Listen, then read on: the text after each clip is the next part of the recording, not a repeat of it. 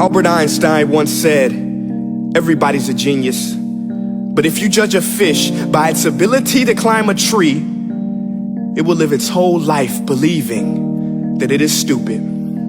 Ladies and gentlemen of the jury, today on trial we have modern day schooling. Glad you could come. Not only does he make fish climb trees, but also makes them climb down and do a 10-mile run. Tell me, school, are you proud of the things you've done?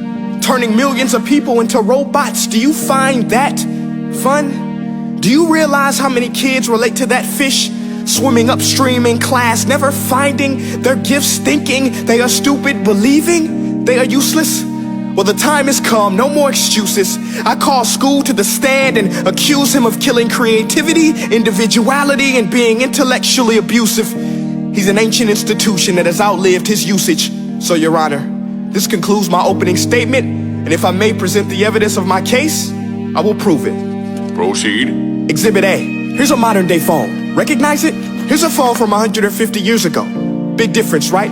Stay with me. Here's a car from today, and here's a car from 150 years ago. Big difference, right? Well, get this. Here's a classroom of today, and here's a class we used 150 years ago. Now, ain't that a shame? In literally more than a century, nothing has changed. Yet you claim to prepare students for the future? But with evidence like that, I must ask, do you prepare students for the future or the past? I did a background check on you and let the record show that you were made to train people to work in factories, which explains why you put students in straight rows, nice and neat, tell them sit still, raise your hand if you want to speak, give them a short break to eat, and for 8 hours a day, tell them what to think. Oh, and make them compete to get an A letter which determines product quality, hence grade A of meat. I get it. Back then, times were different. We all have a past. I myself am no Gandhi. But today, we don't need to make robot zombies. The world has progressed. And now we need people who think creatively, innovatively, critically, independently, with the ability to connect. See, every scientist will tell you that no two brains are the same. And every parent with 2 or more children will confirm that claim. So please explain why you treat students like cookie cutter frames or snapback hats, giving them this one-size-fits-all crap. Watch your language. Sorry, Your Honor, but if a doctor prescribed the exact same medicine to all of his patients, the results will be tragic. So many people would get sick, yet when it comes to school, this is exactly what happens, this educational malpractice, where one teacher stands in front of 20 kids, each one having different strengths, different needs, different gifts, different dreams, and you teach the same thing the same way? That's horrific. Ladies and gentlemen, the defendant should not be acquitted. This may be one of the worst criminal offenses ever to be committed. And let's mention the way you treat your employees. Objection. Overruled. I want to hear this. It's a shame. I mean, teachers have the most important job on the planet, yet they're underpaid? No wonder so many students are short-changed.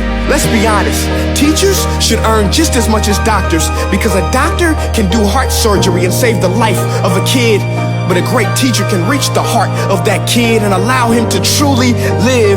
See, teachers are heroes that often get blamed, but they're not the problem. They work in a system without many options or rights. Curriculums are created by policymakers, most of which have never taught a day in their life. Just obsessed with standardized tests. They think bubbling in a multiple choice question will determine success. That's outlandish. In fact, these tests are too cruel to be used and should be abandoned, but don't take my word for it.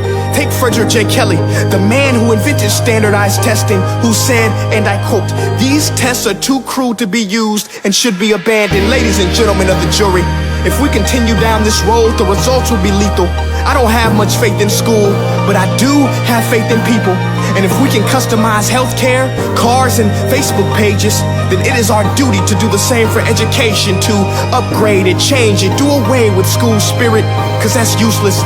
Unless we're working to bring the spirit out of each and every student, that should be our task. No more Common Core. Instead, let's reach the core of every heart in every class. Sure, math is important, but no more than art or dance. Let's give every gift an equal chance. I know this sounds like a dream, but countries like Finland are doing impressive things.